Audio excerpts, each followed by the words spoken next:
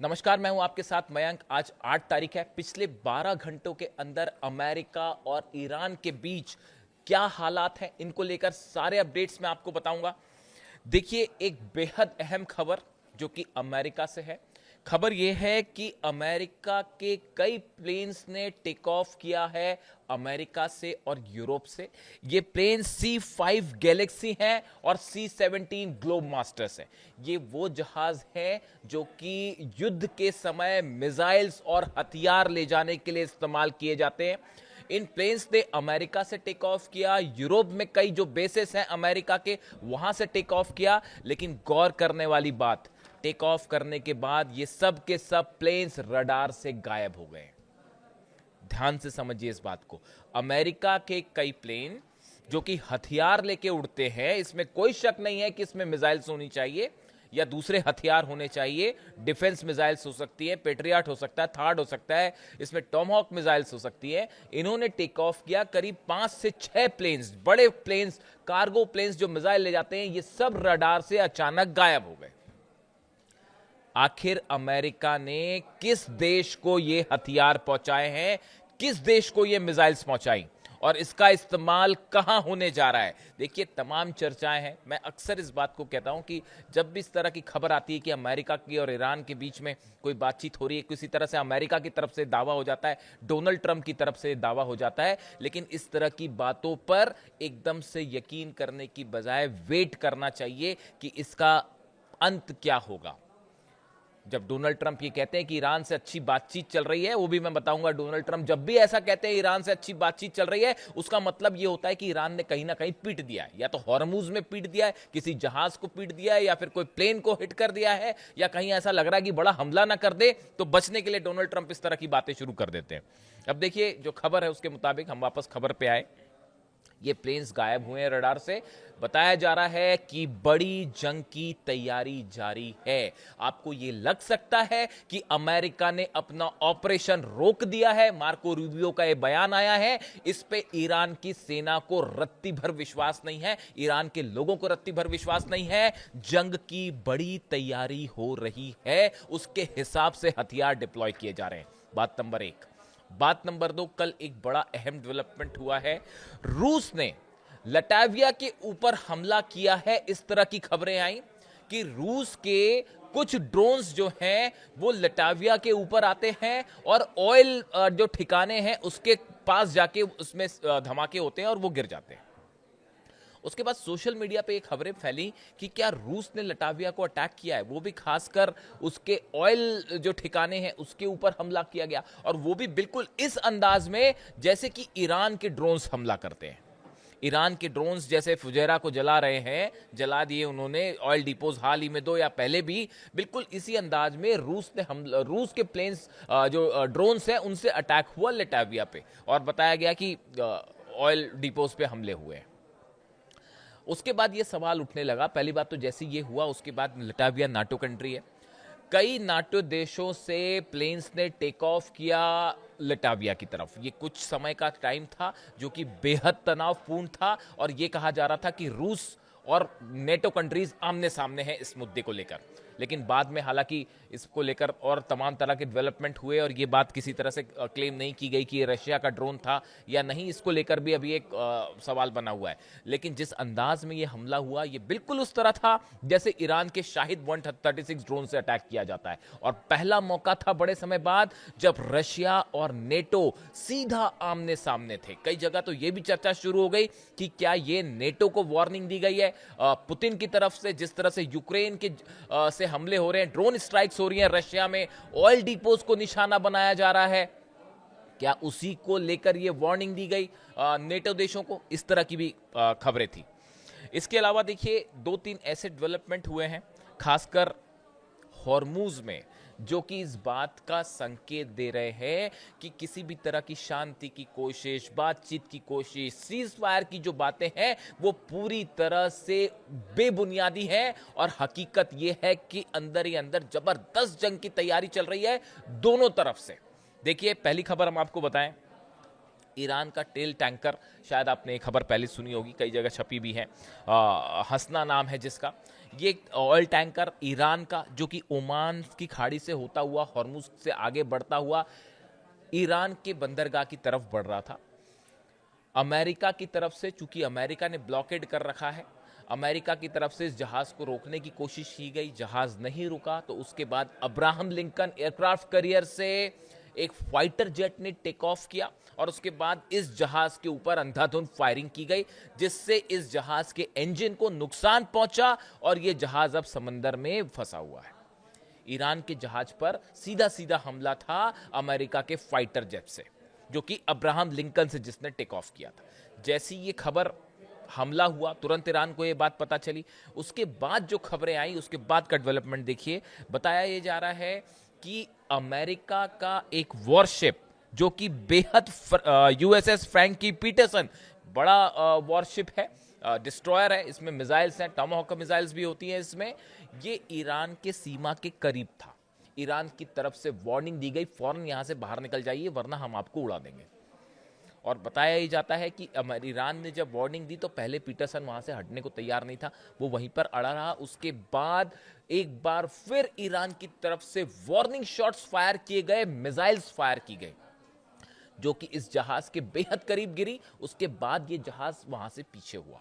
इसके साथ कुछ और अमेरिकी जहाज थे, उन्होंने फिर डिस्टेंस मेंटेन किया और वो कुछ पीछे हुए। इस तरह की खबरें आ रही हैं। अब आप देखिए इन खबरों का नेचर देखिए आप, कि ईरान के जहाज पर हमला होना, उसके बाद ईरान के द्वारा जो है वो पीटरसन, यूएसएस पीटरसन पर मिसाइल शॉट फायर करना, उसको वार्निंग देना कि आप यहां से, इसका मीडिया एक सोशल मीडिया में एक वीडियो भी वायरल है कि कैसे ईरान की सेना ने वार्निंग दी कि आप दूर हो जाइए, अगर आप हमारे करीब आएंगे तो हम आप पे जो है वो मिसाइल अटैक कर देंगे।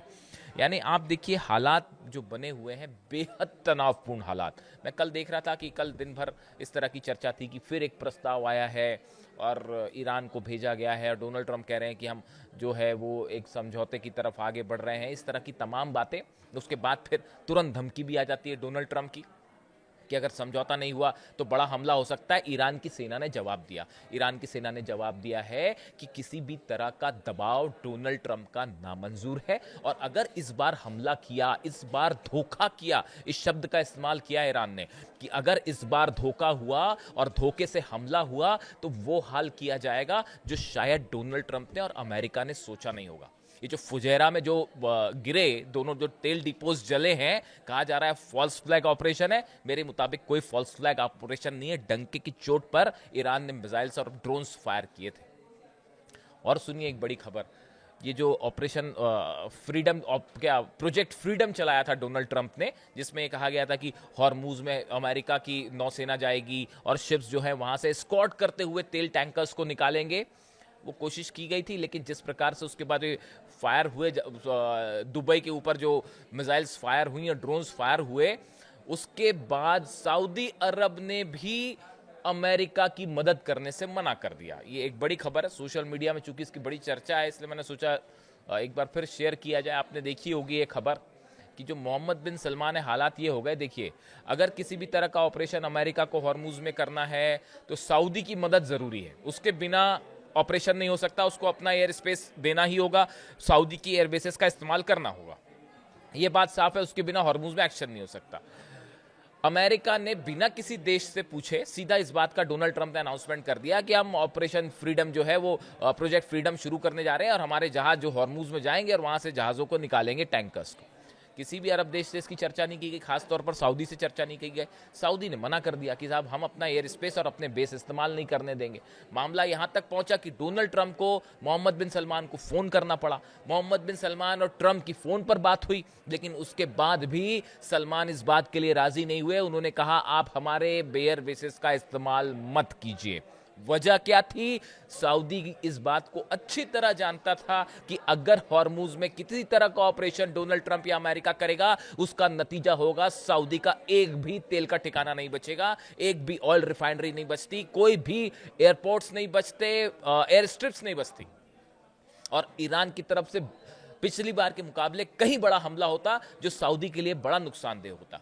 सऊदी की इकोनॉमी और जो जो विजन लेके चल रहे हैं मोहम्मद बिन सलमान 2030 वाला कि आपको एक विकसित डेवलप करना है सऊदी को, वो प्रोजेक्ट को बड़ा नुकसान है इस जंग से। लिहाजा अपना अंजाम देखिए, पूरे अरब देश ये मान चुके हैं कि अमेरिका रक्षा नहीं कर सकता। ये बात सच हो गई, साफ हो गई, फैक्ट हो गई, इसमें किसी को डाउट नहीं होना चाहिए। ईरान की मिसाइल्स को अमेरिका का डिफेंस सिस्टम नहीं रोक सकता। 2 महीने से ज्यादा हो गया, आप ना सत्ता परिवर्तन कर पाए, ना हॉर्मूज हरा पाए, ना बेसिस बता पाए, ना विदेश नीति में डोनाल्ड ट्रंप या अमेरिका सक्सेसफुल हुआ है। करारी हार है ये ईरान से, हर मोर्चे पर अमेरिका हारा है।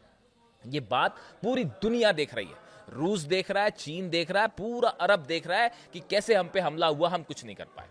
कोई विश्वास नहीं कर रहा है डोनाल्ड ट्रंप पे, लिहाजा सलमान ने मना कर दिया। यही वजह थी डोनाल्ड ट्रंप को अपना फ्रीडम प्रोजेक्ट जो था वो हटाना पड़ा, उसको कैंसिल करना पड़ा। लेकिन वॉरशिप्स अभी वहीं खड़े हैं, वॉरशिप वहीं खड़े हैं। तमाम तरह की बातें हो रही हैं कि पाकिस्तान के थ्रू एक बार फिर चर्चा हो रही है और कोई समझौता हो सकता है। इस तरह की तमाम बातें कल मीडिया में थी, लेकिन नतीजा उसका जीरो निकल के आया। इसके अलावा देखिए 2 खबरें ऐसी और हैं जो बेहद अहम। चीन और ईरान के बीच में क्या बात हुई, ये वो सवाल है जो इस समय इंटरनेशनल रिलेशंस के जो एक्सपर्ट्स हैं उनके बीच में एक चर्चा का मुद्दा है कि हॉर्मूज को लेकर चीन का क्या रुख है, रूस का क्या रुख है, और खास तौर पर डोनाल्ड ट्रंप की चीन यात्रा के पहले अब्बास अराक्ची का चाइना जाना, वहां के विदेश मंत्री से मिलना, वो इस बात को बताता है कि आने वाले कुछ दिनों के लिए हॉर्मूज को लेकर चीन का क्या रुख होगा, उसकी रणनीति बन चुकी है। और अब्बास अराक्ची ने वहां से जो बयान दिया चीन जाके, वो भी बेहद गौर करने वाला है। उनकी तरफ से बात साफ कर दी गई है कि किसी भी एरिया में ईरान अमेरिका की किसी भी शर्त के आगे नहीं झुकेगा, किसी दबाव में नहीं आएगा। अमेरिका पूरी तरह से अपने मिशन में फेल रहा है, चाहे किसी भी एस्पेक्ट में हो। यानी ईरान का रुख साफ है कि वो कहीं किसी मामले में समझौता करने नहीं जा रहा।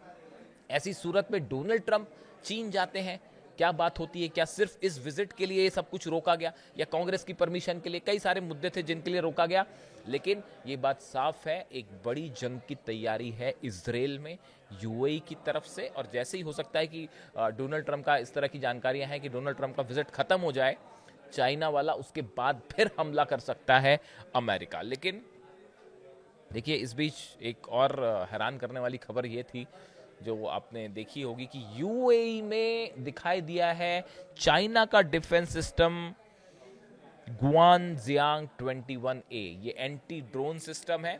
जो हमले हुए थे यूएई पर, ईरान ने जो ड्रोन बरसाए शायद 136, उससे डर कर परेशान होकर यूएई अब लगातार अपने डिफेंस को मजबूत करने में जुटा हुआ है। और हैरान करने वाली बात यह है कि चाइना के कुछ डिफेंस सिस्टम वहां पर दिखाई दिए हैं। देखिए इंटरनेशनल रिलेशंस में हमेशा यही होता है कि हर देश अपना फ़ायदा देखता है कि कैसे जो है वो फ़ायदा लिया जाए। हमेशा सबकी कोशिश यही होती है।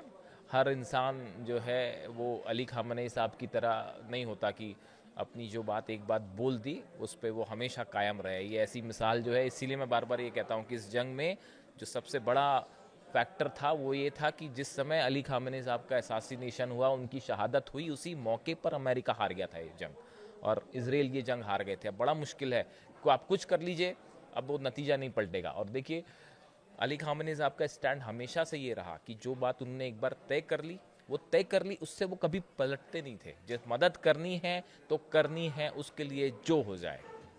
लेबनान की मदद का फैसला किया ईरान ने, उसके लिए वो जंग को भी तैयार हो गए। तो ऐसे इंसान जो है वो सुप्रीम लीडर थे। ऐसे लोग मिलते नहीं हैं अब, जब खास तौर पर जब बात तेल के व्यापार की हो, तेल की हो, रेयर अर्थ मटेरियल की हो, तो अक्सर देश जो है अपना अपना फ़ायदा देखते हैं।